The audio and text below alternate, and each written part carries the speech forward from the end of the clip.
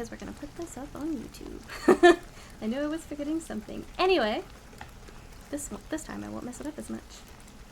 Thus, feeding his mind with many sweet thoughts and sugared suppositions, he journeyed along the sides of a range of hills which looked out upon some of the goodliest scenes of the mighty Hudson. The sun gradually wheeled his broad disk down in the west. The wide bosom of the Tapansee lay motionless and glassy, excepting that here and there a gentle undulation waved and prolonged the blue shadow of the distant mountain. I mean, I've been asked quite a bit to record and post things, so I thought may as well, if I'm not putting a lot of strain on my computer, I can record while I'm streaming and then let my computer do it overnight when I'm sleeping. A few amber clouds floated in the sky without a breath of air to move them. The horizon was of a fine golden tint, changing gradually into a pure apple green, and from that into the deep blue of the mid-heaven. A slanting ray lingered on the woody crests of the precipices that overhung some parts of the river, giving greater depths to the dark gray and purple of their rocky sides. Poor PC is working overtime.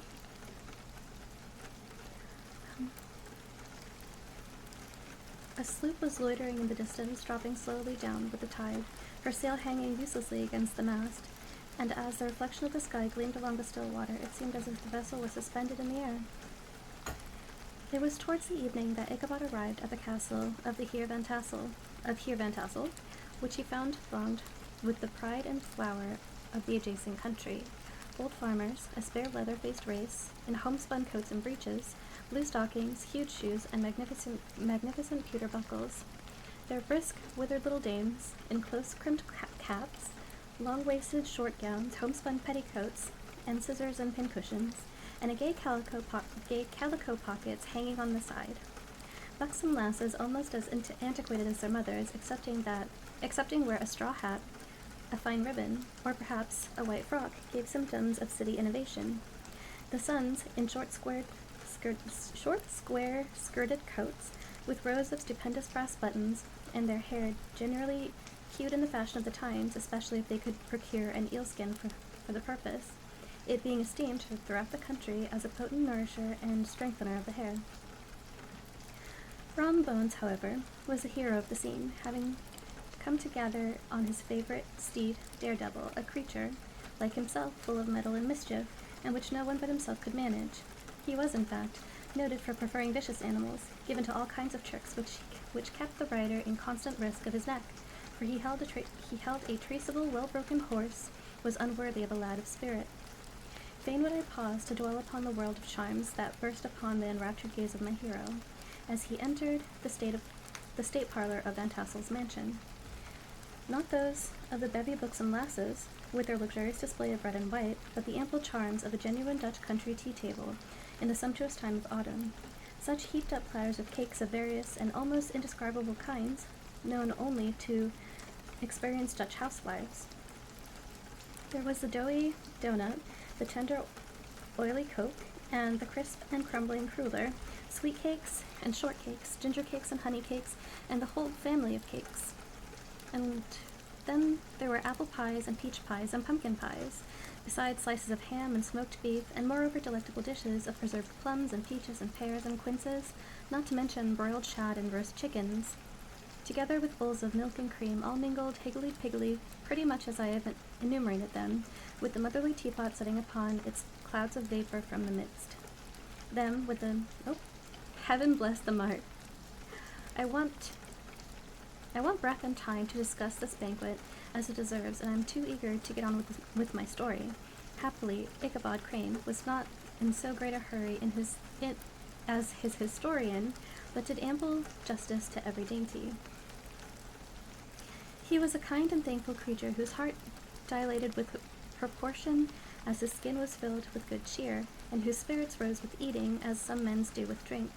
He could not help, too, rolling his large eyes round him as he ate, and chuckling with the possibility that he might one day be lord of all this scene of all almost unimaginable luxury and splendor.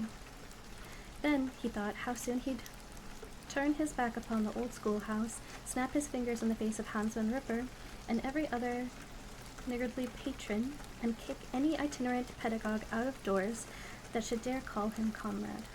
but old Bathos Van Tassel moved about among his guests with a face dilated with content and good humor, round and jolly as the harvest moon. His hospitable attentions were brief but expressive, being confined to a shake of the hand, a slap on the shoulder, a loud laugh, and a pressing invitation to fall to and help themselves.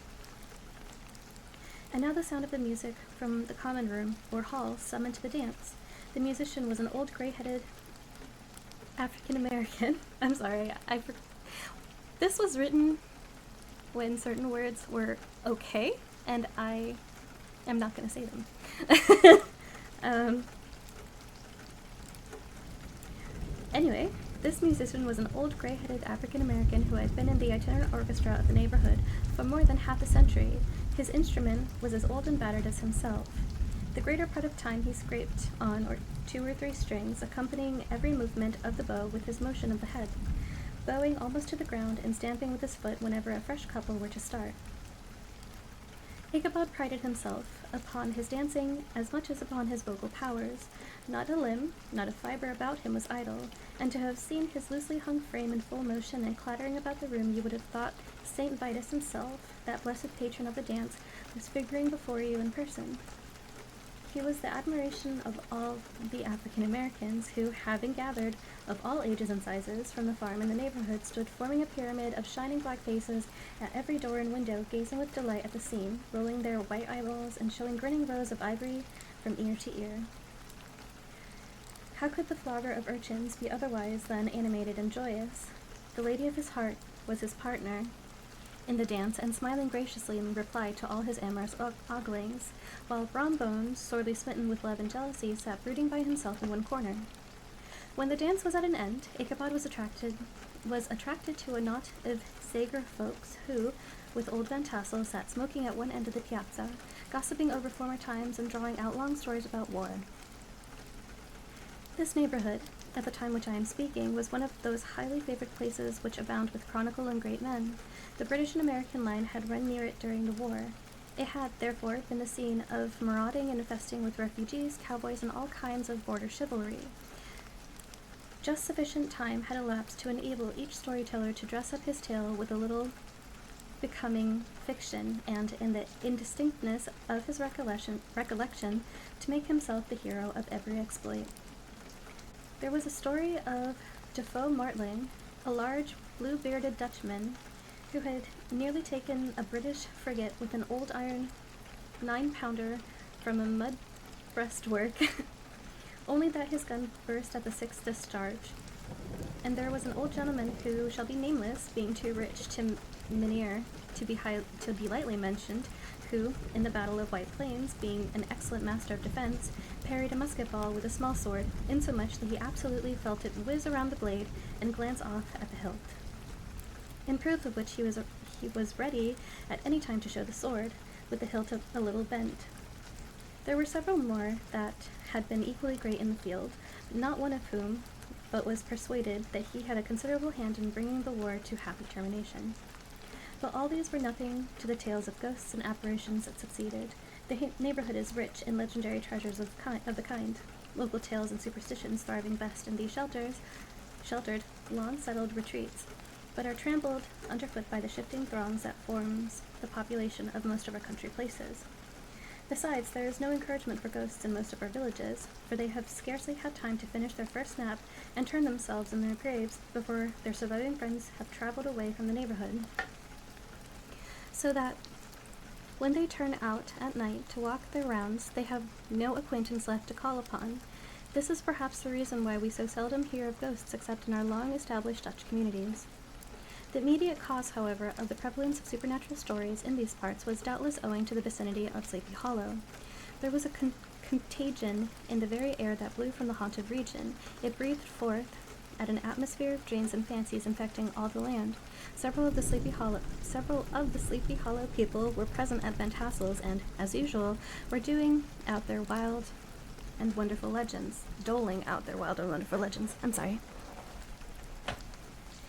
Many dismal tales were told about funeral trains and mourning cries and wailings heard in the scene about the great tree where the unfortunate Major Andre was taken, and which stood in the neighborhood.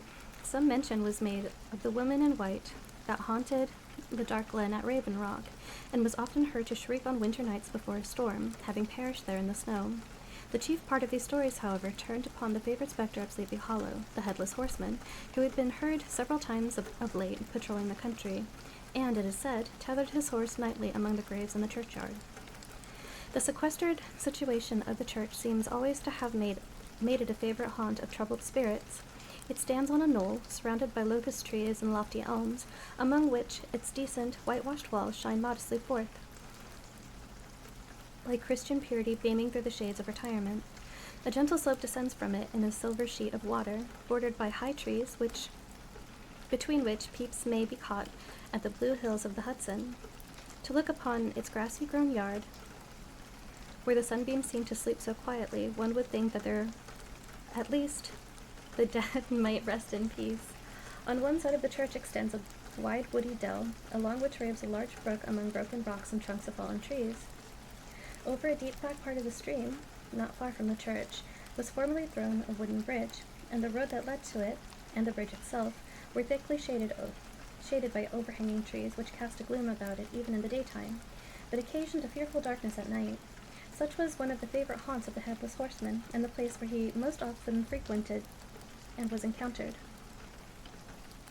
The tale was told of old Bower, a most heretical disbeliever in ghosts, how he met the horseman in returning from his foray in Sleepy Hollow, and was obliged to get up behind him, how they galloped over bush and brake, over hill and swamp, until they reached the bridge, when the horseman suddenly turned into a skeleton, threw old Bower into the brook, and sprang away over the tree-tops with a clap of thunder.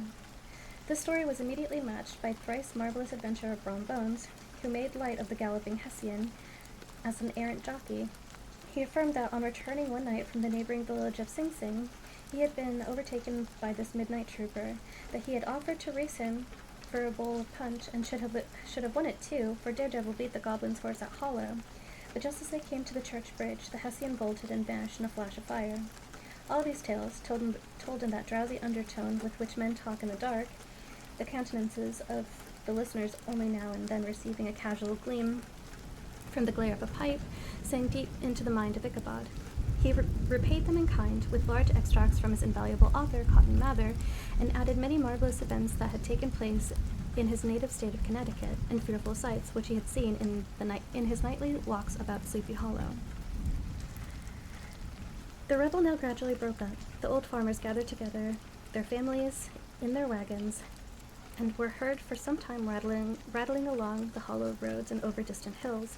Some of the damsels mounted on pillions, behind their favorite swains, and their light-hearted laughter mingling with the clatter of hoofs, echoed along the silent woodlands, sounding fainter and fainter until they gradually died away, and the late scene of noise and frolic was all silent and deserted.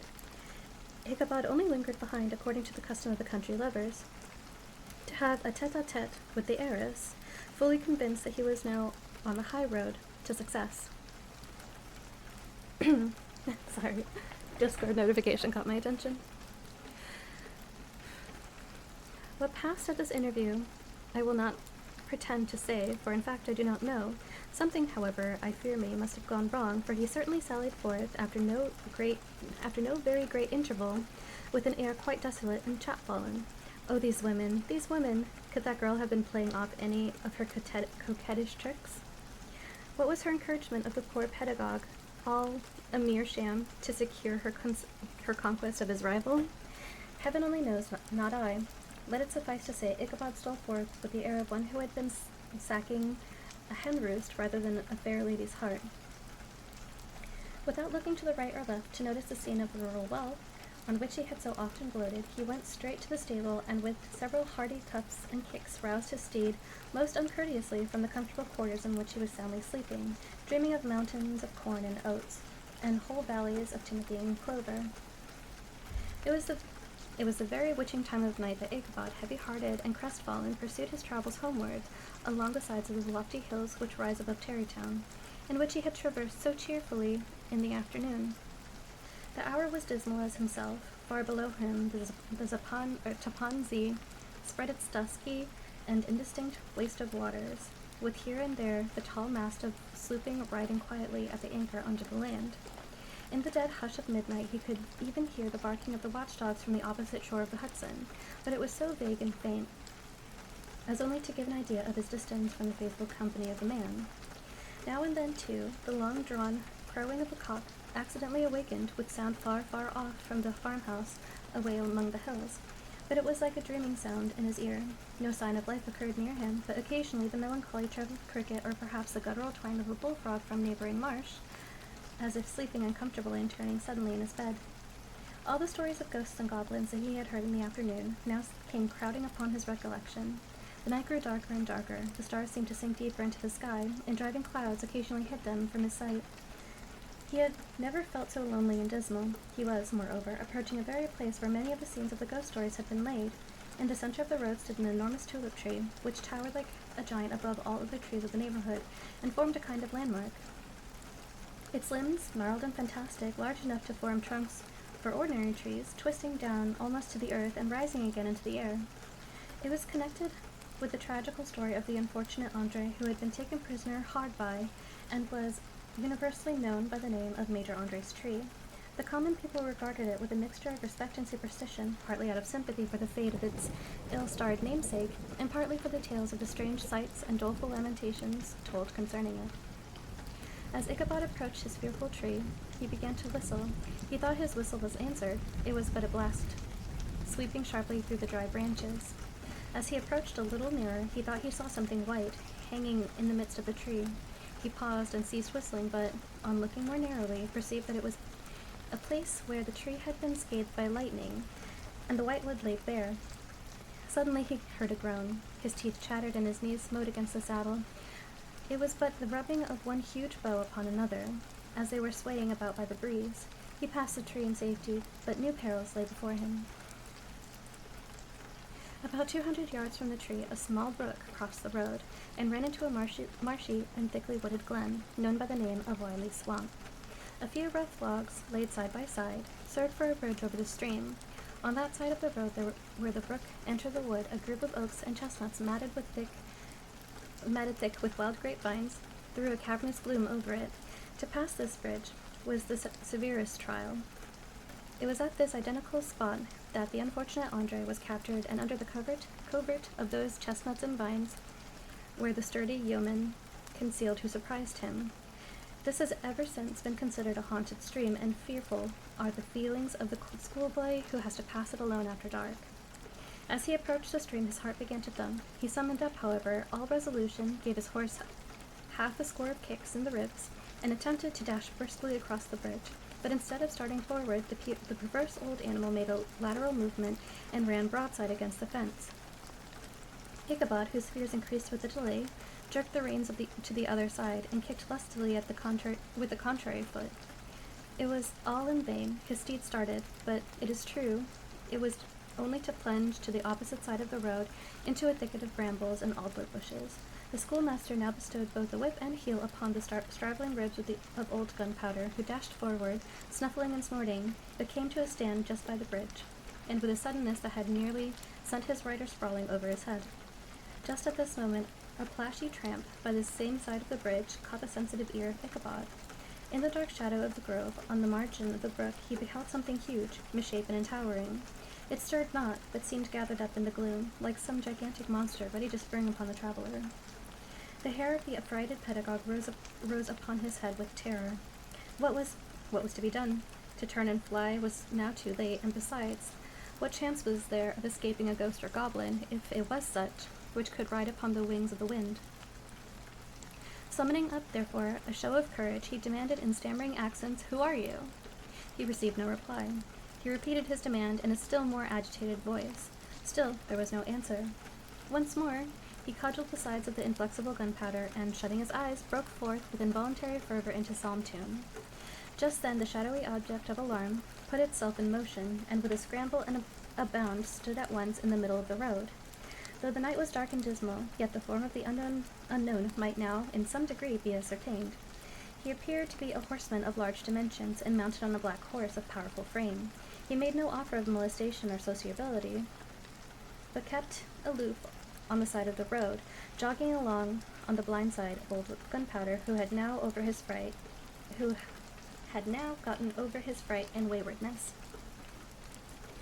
Ichabod, who had no relish for the strange midnight companion, and bethought himself of the adventure of Brom Bones with the galloping Hessian, now quickened his steed in hopes of leaving him behind. The stranger, however, quickened his horse to an equal pace. Ichabod pulled up and fell into a walk, thinking to lag behind. The other did the same. His heart began to sink within him. He endeavored to resume the psalm tune, but his parched tongue clove to the roof of his mouth, and he could not utter a stave. There was something in the moody and dogged silence of this pertinacious companion that was mysterious and appalling. It was soon fearfully accounted for. On mounting and rising ground, which brought the figure of this fellow traveler in relief against the sky, gigantic in height and muffled in a cloak, Ichabod was horror-struck on perceiving that he was headless. But his horror was still more increased on observing that the head, which should have rested on the shoulders, was carried before him on the pommel of his saddle. His terror rose to desperation. He rained a shower of kicks and blows upon Gunpowder, hoping by sudden movement to give his companion the slip, but the spectre started full jump with him.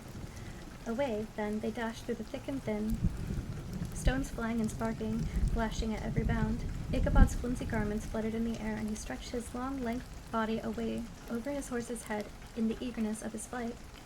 They had now reached the road which turns off to Sleepy Hollow, but Gunpowder, who seemed possessed with a demon, instead of keeping it up, made an opposite turn and plunged headlong downhill to the left. This road leads through a sandy hollow shaded by trees for about a quarter of a mile, where it crosses a bridge famous in goblin stories, and just beyond swells the green knoll on which stands the whitewashed church.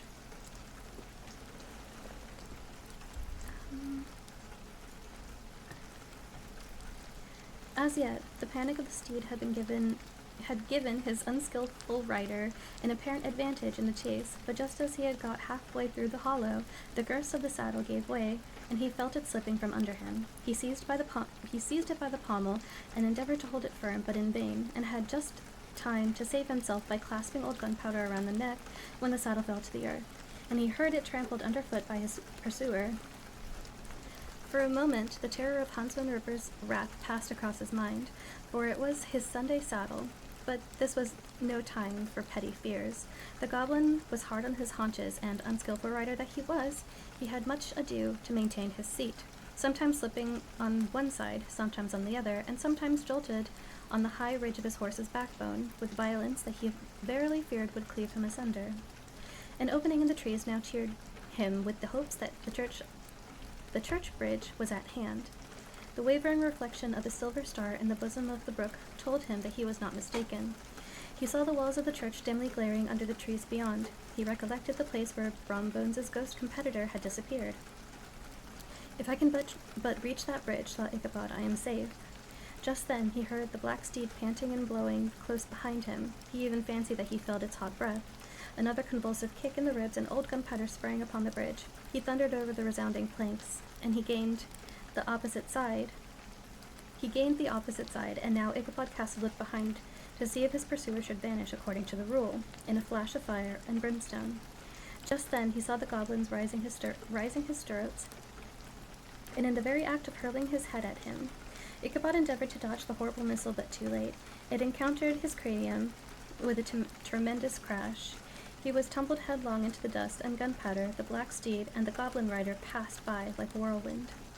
The next morning the old horse was found without its saddle, and with the bridle under its feet, soberly cropping the grass at his master's gate. Ichabod did not make his appearance for breakfast. Dinner hour came, but no Ichabod.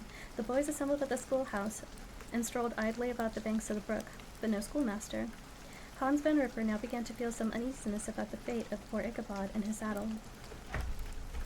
An inquiry was set on foot, and after diligent investigation they came upon his traces. In one part of the road leading to the church was found the saddle trampled in the dirt, the tracks of the horse's hoofs deeply dented in the road, and evidently at furious speed, were traced to the bridge, beyond which, the bank of a broad part of the brook, where the water ran deep and black, was found the hat of the unfortunate Ichabod, and close beside it a shattered pumpkin. The brook was searched, but the body of the schoolmaster was not to be discovered. Hans Van Ripper was executor of his estate, examined the bundle which contained all of his worldly effects. They consisted of 2 shirts and a half, 2 socks, for the neck, a pair or two of worsted stockings. Oop. An old pair of corduroy small clothes, a rusty razor, a book of psalm tunes full of dog ears, and a broken pitch pipe. As the books and furniture of the schoolhouse, they all belonged to the community, excepting Cotton Mather's History of Witchcraft, a New England Almanac, and a book of dreams and fortune-telling, in which last was a sheet of foolscap, which scribbled and blotted with several fruitless attempts to make a copy of verses in honor of the heiress of Van Tassel. These magic books and the poetic scrawl were forthwith consigned to the flames by Hans Van Ripper, who from that time forward determined to send his children no more to school, observing that he never knew any good to come of this same reading and writing. Whatever money the schoolmaster possessed, and had received his quarter's pay but a day or two before, he must have had about his person at the time of his disappearance. The mysterious event caused much speculation at the church on the following Sunday. Knots of gazers and gossips were collected at the churchyard, at the bridge, and at the spot where the hat and pumpkin had been found. The stories of brewer of bones, and a whole budget of others were called to mind, and when they still had diligently considered them all, and compared them with the symptoms of the present case, they shook their heads and came to the conclusion that Ichabod had been carried off by the galloping Hessian. As he was a bachelor, and in nobody's debt, nobody troubled his head any more about him. The school was removed to a different quarter of the hollow, and another pedagogue reigned in its head. It is true, an old farmer who had been down to New York on a visit several years after, and from whom this account of the ghostly adventure was received, brought home the intelligence that Ichabod Crane was still alive, that he had left the neighborhood partly through fear out of the goblin and Hans Van Ripper, and partly in mortification that, having been suddenly dismissed by the heiress, that he had changed his quarters to a distant part of the country, had kept school and studied law at the same time, had been admitted to the bar, turned politician, electioneered, written for the newspaper, and finally been made a justice of the 10-pound court. Brom Bones, too, who, shortly after his rival's disappearance, conducted the blooming Katrina in triumph to the altar, was observed to look exceedingly knowing whether the story of Ichabod was related, and always burst into hearty laugh at the mention of the pumpkin, which led some to suspect that he knew more about the matter than he chose to tell. The old country wives, however, who are the best judges of these matters, maintain to this day that Ichabod was spirited away by supernatural means, and it is a favorite story often told about the neighborhood round the winter evening fire. The bridge became more than ever an object of superstitious awe, and that may be the reason why the road has been altered of late years, so as to approach the church by the border of the mill pond. The schoolhouse being deserted soon fell to decay, and was reported to be haunted by the ghost of the unfortunate pedagogue and the ploughboy, loitering homeward of a still summer evening, has often fancied his voice at a distance, chanting a melancholy psalm tune among the tranquil solitudes of Sleepy Hollow. That was the end of that one. Alright, so the next one is like 6 pages long, I think. But I hope I didn't hit a cat because I just threw my ebook like behind me. As with all things, I figured we'd end on death and burial because we're all going to experience that at the end anyway. Britain's folklore contains many customs and superstitions around death, one of the most feared, mysterious, and, of course, inescapable aspects of human existence. Traditions can help to console those left behind and ensure that a beloved family member or friend is prepared fully to meet the spirit of death, whichever form it may take. The oldest ceremonial burial we know of in Western Europe dates from 33,000 years ago, in the Upper Paleolithic period. The Red Lady of Paviland, whose body is dyed in a red ochre, was entombed in a cave in Glower, Wales. Death rituals are age-old, it seems, and no doubt our funerals, wakes, and other memorial rituals will one day come to be replaced by others. In centuries past, when many types of illnesses were often fatal, predictions of death were considered of great importance.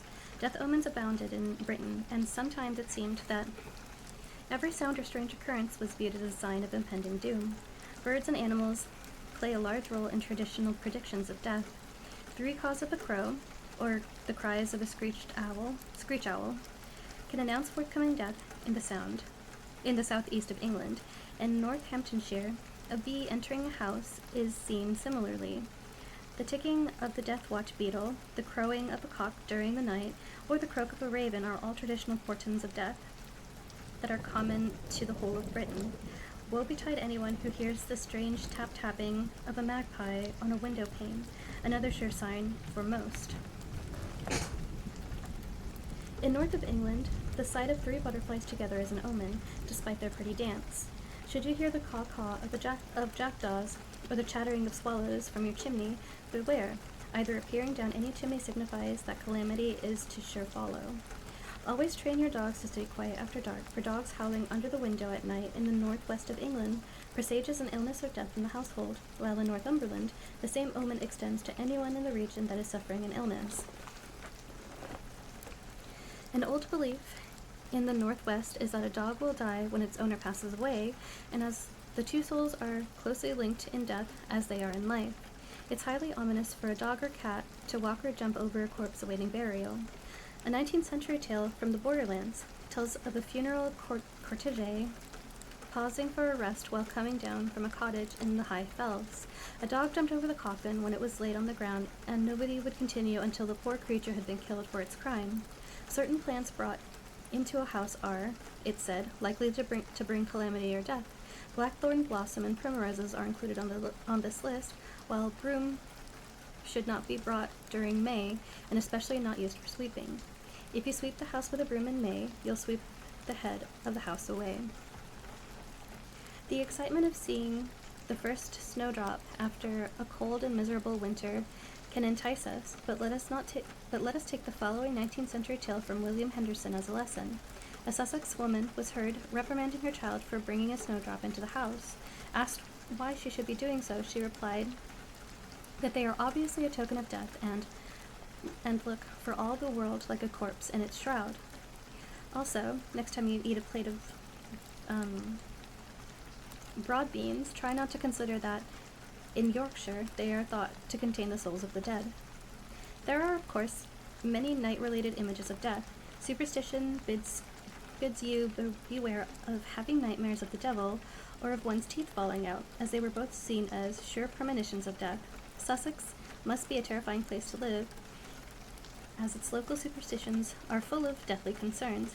A strange rattling to a church door, or a heavy tone to the church bell, and a corpse that is unaffected by rigor mortis are sure signs of forthcoming doom. Anyone who sees a will-o'-the-wisp when out at night should consider themselves forewarned, for in Sussex, these ghostly nocturnal lights, in reality probably a natural phenomenon, can only flirt with those marked by death. At home, a stopped clock that suddenly chimes is a warning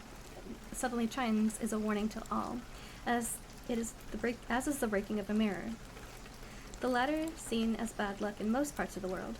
Seating 13 people around a table is said to ensure that one guest will die before the dawn of the new year. So do be careful in making dinner plans. In many cultures, the dying are believed by some to possess supernatural powers of divination and are consulted for prophecies of what is to come. It's thought that they can communicate with the spirits of those already dead, and this power is often heightened in the prudent and pious. A more sinister tale from the Windy Walls near Stamfordham in Northumberland tells of a ghostly hand that rapped on the shutters of a house predicting the death of a member of a household. Later that evening, a man from the house did indeed fall from a cart and die, just as predicted. In Yorkshire, spirits known as fetches sometimes appear to forewarn of a death. It is wise to know your fetches from your fairies at such times. According to superstition, people born in the twilight hours or at midnight exactly are most adept at seeing spirits and are often able to predict who is soon to die. According to the Yorkshire tradition, there is a way for anyone to find out if they will die that year. At midnight, go into the barn carrying some chaff and throw open the doors. Begin to recite a riddle, any sort will do. If you are destined to die within the year, you will see a ghostly apparition of 2 bearers carrying a coffin appear between the open doors. However, Northumbrian tradition describes a different method. First, take the straw from the mattress or bed where someone has died and burn it. Look for a footprint in the ashes and measure the family's feet against this mark and, a macabre Cinderella touch, whoever's foot matches the imprint will be the next to die. On St. Mark's Eve, the 24th of April, the ashes from the usual household fire can be used in the same way. Spread them out at the end of the night, and the next morning look for a footprint that matches that of a family member. It's noted in the Chambers Book of Days that a common game was for someone to sneak into the kitchen during the night with a shoe and make a playful imprint of an unsuspecting family member to find the next day, mischievously predicting their death. Perhaps not one to try at home. The same book explains the notion, common to many regions across Britain, that a morning trail of sentenced souls, those who will die in the coming year, can be seen crossing church greens at midnight on St. Mark's Eve. The vigil of watching the church porch between 11 p.m. and 1 a.m. was commonly practiced from the 17th century onward. A tale from 1631 told by Mr. Liveman Rampayne, a minister from the Great Grimsby in Lincolnshire, recounts two men from Burton undertaking this, but at midnight they were bewitched, left unable to move, and pitched into darkness.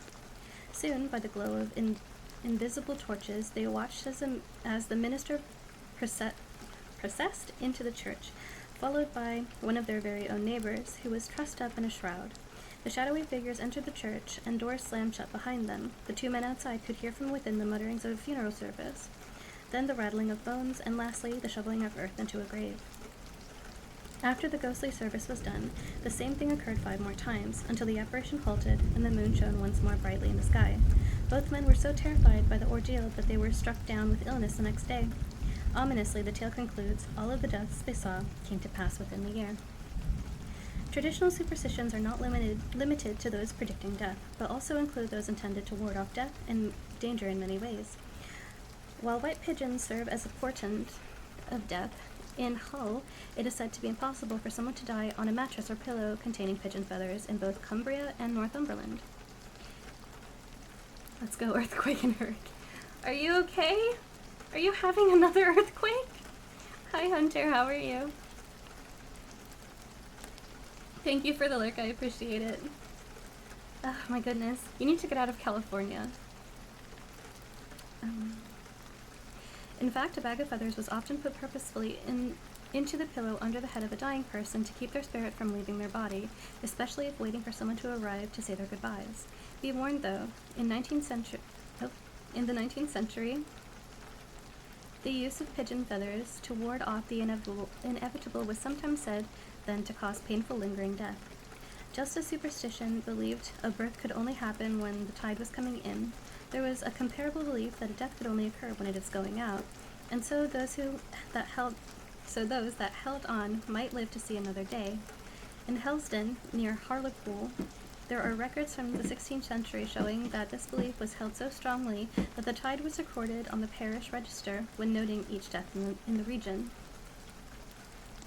Many customs were observed in the event of a death. Often in the past, the corpse was kept in the house before burial, and the relatives would wash the family member and lay them out. This is not so common today, as undertakers often take care of these rituals instead of the family members. A custom from the lowlands of Scotland in the 19th century was seining, the blessing of a corpse, which was undertaken at home. William Henderson gives a full account of this practice in his Notes on the Folklore of the Northern Counties of England and the Borders, summarized as follows. The eldest woman present would light a candle and pass it about the deceased 3 times. This candle should be sourced from a witch, a wizard, or one who can see into the future. Some say the candle should be made from the fat of a murderer or a vanquished enemy. The woman would then scoop 3 handfuls of salt onto a plate and lay it on its chest, and place 3 empty bowls, called tomb, near the fire, as it was thought that the soul was like a flame and would flitter around the hearth just after death. In the western lowlands, a variation was that these empty bowls would be placed on a table so that the attendees could place their hands within them as they told fortunes. Perhaps unsurprisingly, it is said that for the corpse to sit up and frown was a bad omen for the one with their hand currently in the bowl. Everyone would then leave the room and then return backwards, citing this rhyme of seining. Thrice the torchy, thrice the salty, thrice the dishy's tomb for lawfy. These 3 times 3 ye must wave the corpse until it seems sound. Sleep sound and wake name, till to heaven the soul's gain. If ye want the soul to die, fetch the torch fray the illyri. Gin ye want that souls to live between the dishes placed a sieve, and its sail have a fair shrive. While I was saying that, Mungo started to play with a toy, and it was really cute. Continuing, Henderson describes how the ceremony is called dishaloof, and if a sieve is placed on the chest, all try to place their hands on it, and the one who manages it will help the soul most. Although it's an ill omen for the soul if no one manages to place their hands in sieve, at this point, the windows are opened. Rhymes are sung throughout the night, and candles should be kept alight throughout, and a meal of bread, cheese, and spirits shared among them, while a game of cards is often played on the coffin itself. After this, the corpse is never left alone until burial, and is watched over by family and friends, called a sitting, during daylight hours, and like wake after dark. It is said that everyone present should touch the corpse at least once to banish nightmares and ward off evil, and it is customary for any visitors to the house in Durham to do similar, to show no hard feelings towards the dead, and this is thought by some to originate from the belief that any murdered corpse would bleed at the touch of the perpetrator. Henderson goes on to describe how similar like wakes are upheld in Wales, the Isles of Man, Somerset, and Cornwall. He tells that at one lie wake, a game of hide-and-seek was played, where a group of youngsters removed a corpse from the coffin, so one of them could hide within. The boy was later found dead, and the corpse nowhere to be found, so was thought to have been taken by the fairies. In the 16th century, Bishop Boise ordered that such practices should be halted, and charged curates around the west of England to make sure that they didn't take place. Other customs associated with light wakes included covering mirrors and stopping clocks, a practice that crops up in other cultures and religions. It is said that mirrors were shrouded to show that all beauty and vanity has ceased with the passing, and clocks too are covered to show that time shared with the loved one is no more. In other regions, people say it was so that the departed soul would not get trapped inside them, and it's an old belief that it's bad luck to break a mirror since the soul is contained within. In both Devon and Warwickshire, it's said that if you look into a mirror in the room where a death occurred, you will see the deceased over your shoulder, looking back at you. Mirrors are removed from this room to avoid that. On the way to the funeral, it's seen as good luck to carry the dead clockwise around the church before entering, which is in the direction of the sun, since to go against this is often seen as wishing bad luck or having evil intentions. In North Wales, a corpse must always travel to the church on the right-hand side of pathways and roads and enter in Northgate. Accounts exist from as early as the 13th century that mention ancient pathways dedicated to corpse carrying. Some traditional corpse roads crossed what became private land and farms, but angry mobs were reported to have often forced their way through in order to carry the dead along these traditional corpse roads, also known as fire balks and leechways. The usual highways and roads of villages and towns was seen as unacceptable for transporting the corpse, and it's recorded that men used to pinch at such pathways, leaving the land and trying to keep them as a part of their own private property. It's said that after a funeral, a grave should never be left open on Sunday, or another death will occur within the week.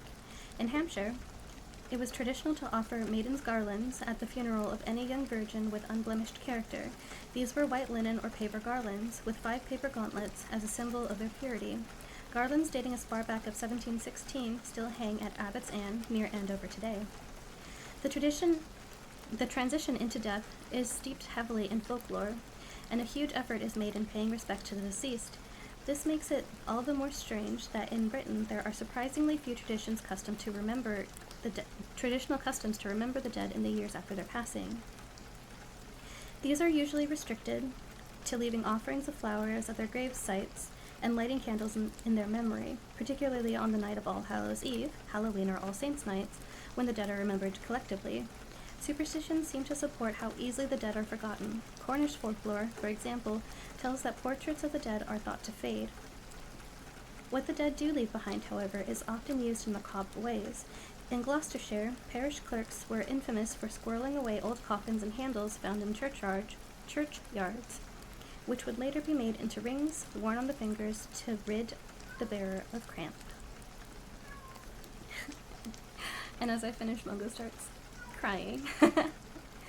But yeah, as I said, it was going to be a short stream today. We were just going to finish The Legend of Sleepy Hollow and then finish this short story about death and burial in British folklore, and I'm going to call it a night.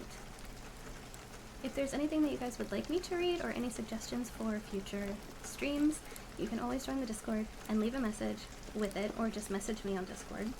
Rather easy. But that being said, I'm going to call it a night. Thank you so much for stopping by, and I hope you guys have a great night.